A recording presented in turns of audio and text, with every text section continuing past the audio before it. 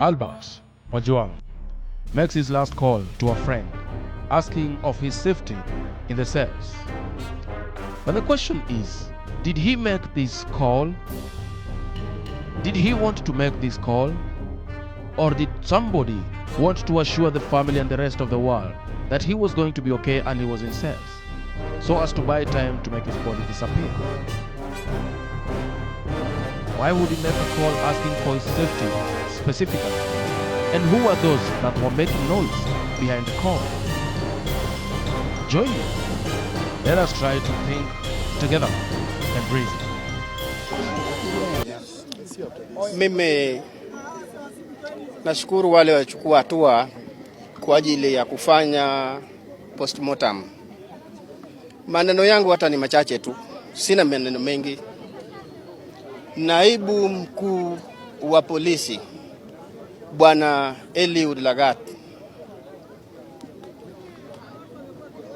wewe ndiwe uliyetumana watu wako ma-DCI waje nyumbani, waje wachukue mwanangu ili wamlete Nairobi. Kama mkuu wa polisi naibu, kwa heshima ambayo ninaheshimu nayo katiba ya nchi hii yetu ya Kenya, pamoja na heshima ninayopatia watumishi wa serikali ambao wanatumikia nchi hii yetu, nilipeana kijana wangu kwa heshima hiyo mkononi mwako, maana nilipata habari kupitia kwa watu uliowatuma waje wamchukue yeye.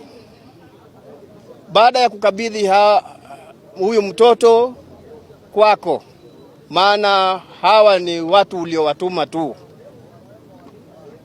leo hii matokeo inatokea kwamba mtoto wangu amekufa kwa majeraha ya kupigwa. Nahitaji unieleze kwa nini ulimuua mtoto wangu. This is the man by the name Eliud Lagat, DIG NPS. This officer is the one who gave an order for Albert Ojwang to be fetched off Homa Bay and be brought to Nairobi. Questions being raised, aren't there police officers at Homa Bay?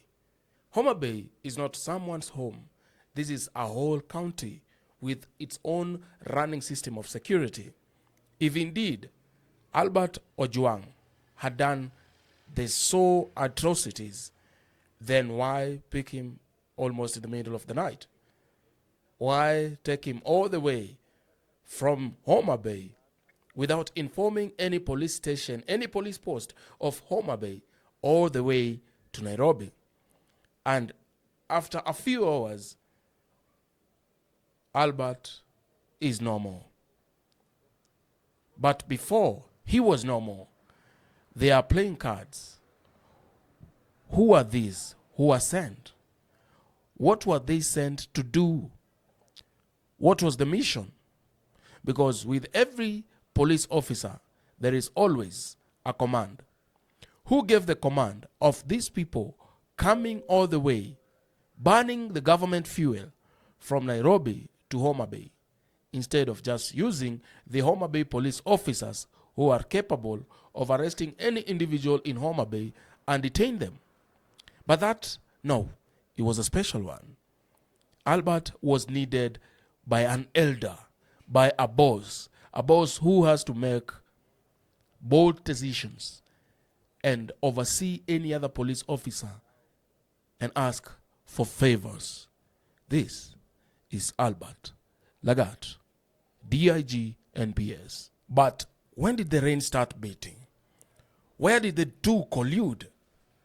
Why would Eliud Lagat, a whole DIG, develop interest in one Albert Ojwang, just but a mere teacher and a nobody with just an X-app posting all the corruptions that are within the country, as Eliud Lagat was not the first person to be exposed. The root cause was the corruption that actually Eliud Lagat has been implicated, and Albert Ojwang highlighted the case on X-app. And as a result, Eliud Lagat decided to take action by first doing it officially, report to the police station and make it look legit as a complainant, and then using his power as a DIG, take the young and energetic police officers to go all the way from Nairobi to Homa Bay and Homa Bay to Nairobi just for him to instruct and give directions as to how Albert Ojwang would be handled. Natokea nikaona pikipiki ya tatu na kila pikipiki ilikuwa imebeba watu wawili. Nilipoambia karibuni,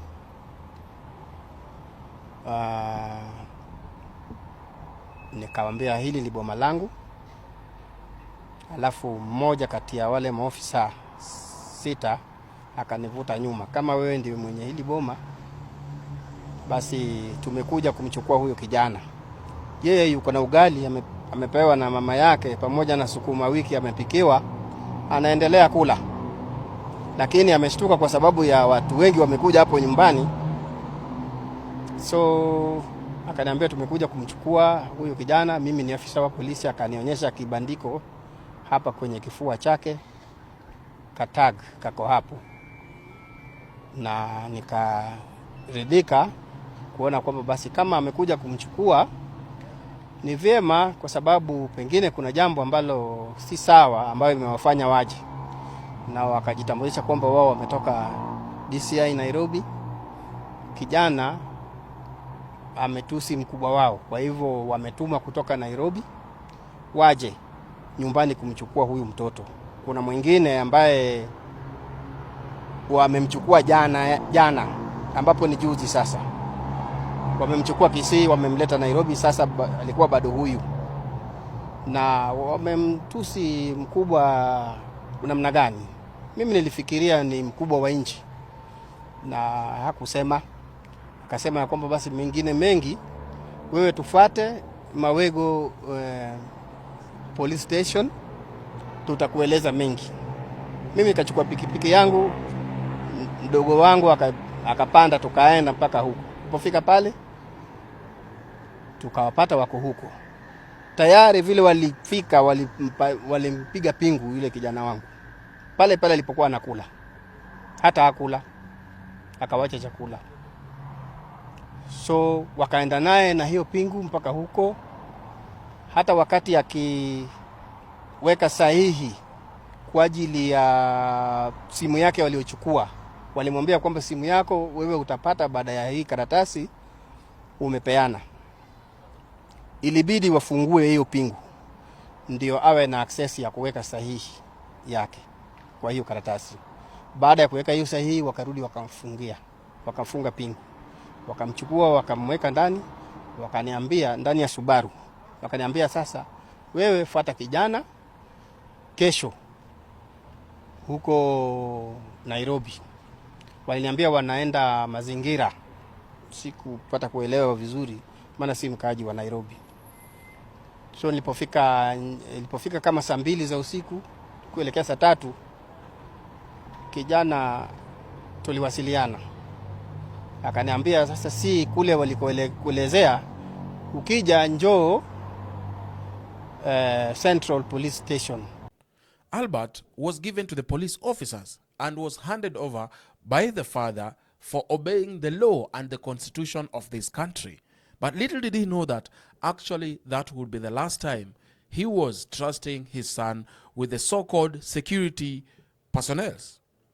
And unfortunately, this young man by the name Robert Ojwang was a young father, and was just married with their first baby, who is merely 5 years old. And indeed, they decided to end the life. But the question still remains, who unalived Albert Ojwang? And they have tried to bring up a police officer by the name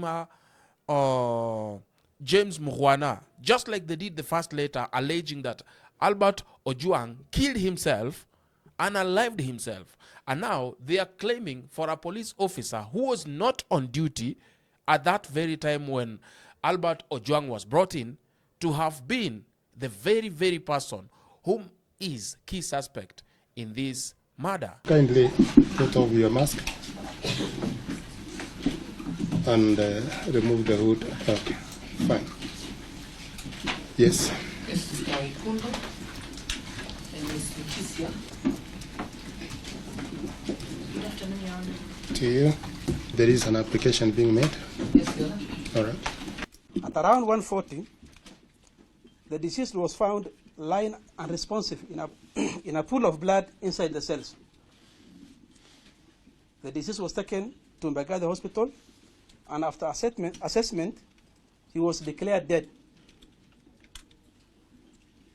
where various injuries were observed on his body. For retrieval of the CCTV data, confirmed that he is not in possession of the CCTV gadgets. It's within our position. Yes, I do confirm. Thank you. One reason why the respondent is not a flight risk, why he is not likely to escape, and why they did not put that in their supporting affidavit is because the respondent is a serving police officer, Your Honor. He cannot escape and leave his job. That is what he does for a living. That is what sustains him and his family. So, Counsel, I think this is a matter which has a lot of anxiety, and you have really submitted a lot. I can see you have been recording 20 pages of typing, so it means it's quite a lot. I need time to write this ruling. Yeah, so we shall take a date for the ruling, whether he is going to be in custody or released.